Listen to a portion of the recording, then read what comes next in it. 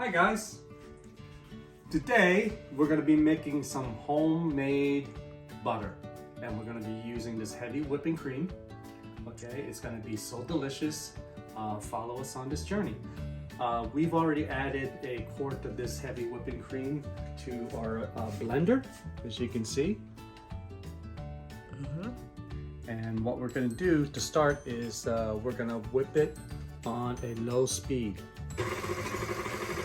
And once you start to see it solidify, you can increase the speed. If you do it too fast right now, you're going to be splashing heavy whipping cream all over the place, and you don't want to do that. So it's been about half hour, and we've been whipping this thing at about varying speeds. As you can see right now, it's going at a pretty fast pace. And the cream is pretty much now like a heavy consistency.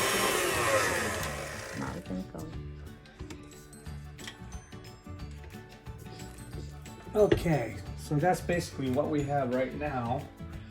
You can see it's a pretty solid, but still more cream than a solid, and that's what it looks down on the bottom. There's no liquid yet that I could see. So that's half an hour. So what we're gonna do is we're gonna keep whipping it, and hopefully I'll see you in another half hour. So yeah, it's been 10 minutes from the last time we videoed, and it happened rather quickly that the butter separated from the buttermilk. As you can see, we have quite the mess. I heard some splashing from the living room. So this is buttermilk. We were going to save it, but we're not going to save it now. So as you can see, we have solid butter separated from the buttermilk. So what we're going to do now is we're going to rinse it. Wash your hands.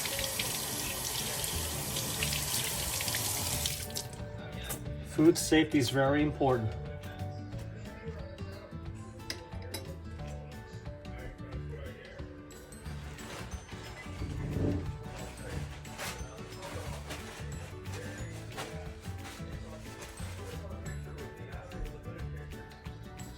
So yeah, this is what the butter looks like. We're gonna try to remove most of it from the whisk, and then we'll strain it. Strain the buttermilk out. So the entire process to get to this point is about half hour, maybe 40 minutes. So it's not easy. I wouldn't say it's I wouldn't say it's a 0 or 1 out of 10. I would say it's like a 5 out of 10, you know, making your own butter. So there's some work involved, but you know, I always say if something's worth it, there's generally some kind of work that goes into it. So there we go. And I'm gonna remove this. I think it's righty tighty, lefty loosey. There we go. Lefty loosey. We're gonna strain it out. The solid here is the actual butter. That's the buttermilk that we're straining out. Doesn't that look delicious? Very fresh. Doesn't get any fresher than that from your own kitchen. We'll put this back. We made quite a mess. Next time, we're gonna know. So from here, you're gonna take this and you're gonna rinse it in cold water. We'll rinse it in cold water and squeeze out as much of the buttermilk as we can.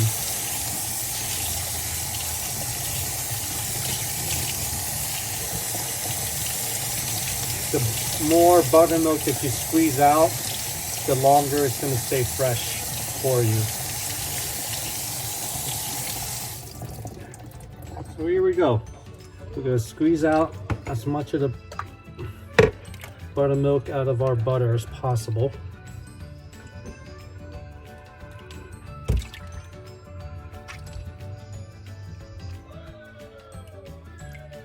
And then we're just gonna drain it.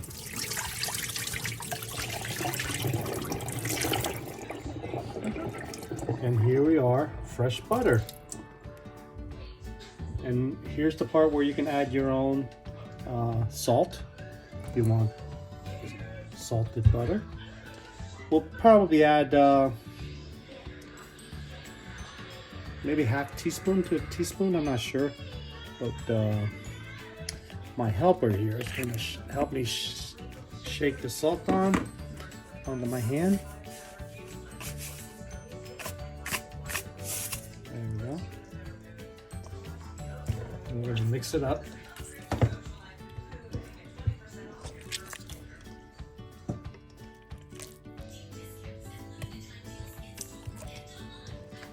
Okay, we're going to see you when we have the finished product.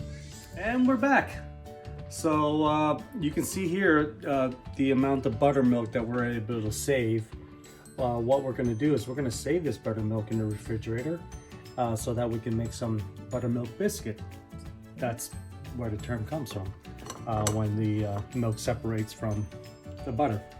Here we already mixed in our salt by hand. You mix it in as best you can, I guess. And you know, I mean, this is homemade stuff, so certain parts are going to be more salty than others, but that's okay. We added about, I would say, a good 1.5 teaspoons worth of salt for that quart of heavy whipping cream. So what we're going to do is we're going to take our container, nice glass container here. That's clean. And we're gonna fill it up.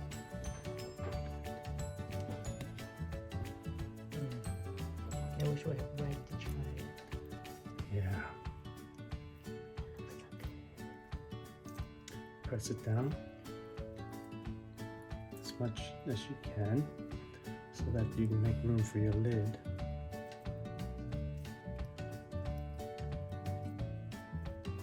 Now this you can probably keep unrefrigerated and it'll be good for a few days, but because of the pure volume, this is so much butter, you're not going to eat this in a few days.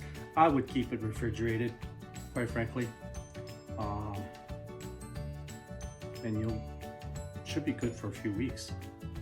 Taste test.